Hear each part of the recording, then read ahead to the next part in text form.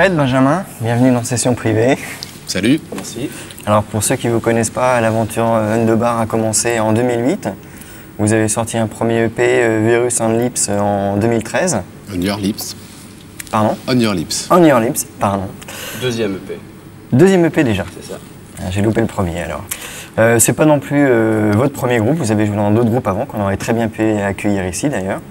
Fred, toi tu as joué dans Wine, qui n'est pas très éloigné d'Underbar, plus rock et plus électrique.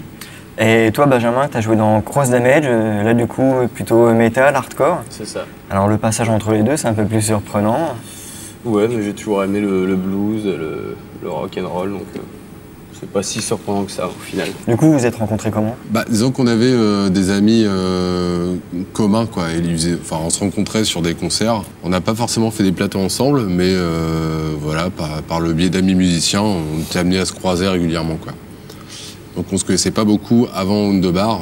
La rencontre. On a vraiment appris à se connaître aussi sur le projet, quoi, Underbar. Ouais, Wine et Cross Damage, j'avais des amis communs, du coup on allait se voir en concert sans vraiment savoir, quoi. Puis on se jetait toujours des petits regards un peu. On savait qu'il allait se passer quelque chose. Du coup, vous avez commencé en faisant des répètes, en jammant. Est-ce que vous aviez déjà une idée bien précise au début de ce que vous vouliez faire ou vos influences Au début, c'est parti de 2-3 compos que Fred avait, un peu blues à l'ancienne, on est parti là-dessus.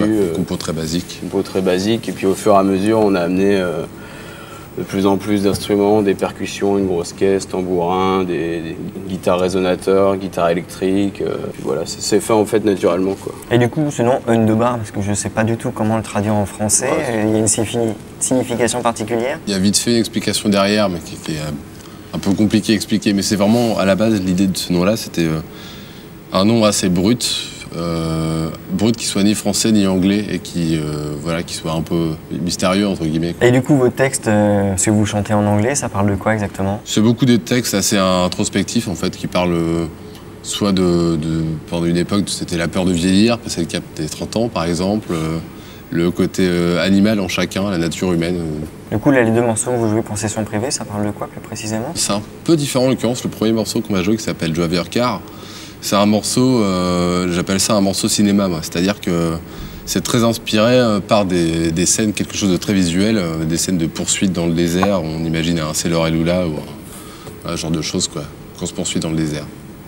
C'est ça. Et pour l'autre, qui s'appelle Fuck, c'est plus ou moins une recherche de quête d'identité. C'est un peu ça l'idée. Où je suis, où je vais, dans quelle étagère. Le texte, c'est toi qui les écris, mais les compositions, vous les composez à deux, du coup? Ouais.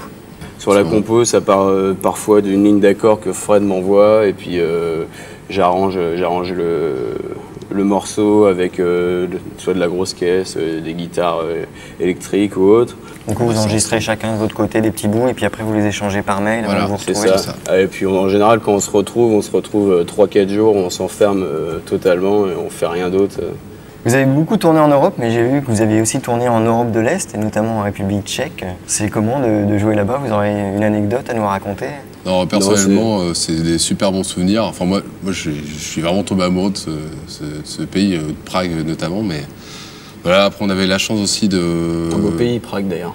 Ouais, Prague est un très beau pays. Et en fait, on a rencontré des gens là-bas qui étaient hyper accueillants, qui étaient aussi du coin, qui nous ont fait visiter... Voilà, c'était des super moments. Et puis c'est toujours agréable de découvrir un autre public que le sien. On a fait une première tournée de 4 dates et la deuxième, on a fait carrément 8 dates d'affilée, avec un peu de l'Est de la France et tout ça. Et ce qui était sympa, c'est que il y a des gens qui sont venus nous revoir encore une fois, qui nous ont vus 2 ans avant là-bas. Et puis c'est vrai que c'est un public assez chaleureux, très à l'écoute, pas forcément à foutre un peu l'ambiance et tout ça. Et du coup, c'était agréable de voir des gens avec des t-shirts Underbar, de venir nous revoir en République tchèque. Récemment, vous avez signé chez un tourneur. Ouais, un tourneur breton, tourneur de Rennes, qui s'appelle Common Tour. Alors vous avez aussi un prochain disque en préparation, un EP, un album? A priori, un 7-8 titres. Ça serait 8 titres, a priori, donc je sais pas si on peut appeler ça un album. Je crois que oui, techniquement. Mais... Voilà, un mini-album, On était parti, comme je disais au début, de 2 guitares acoustiques, puis ensuite on a rajouté une grosse caisse, puis ensuite une guitare électrique. Et là, c'est vrai que c'est assez complet. Le prochain album se servira vraiment de tous les instruments. Et du coup, l'évolution, elle va se traduire aussi sur scène Il y aura sûrement un travail de résidence aussi pour préparer tout le... Donc il y a des choses qu'on va travailler qui évolueront peut-être sur scène. Mais si la question était est-ce que vous allez être plus que 2 pour la prochaine tournée, pour l'instant c'est non. Pour l'instant, ça reste un duo. C'est ça. Ouais.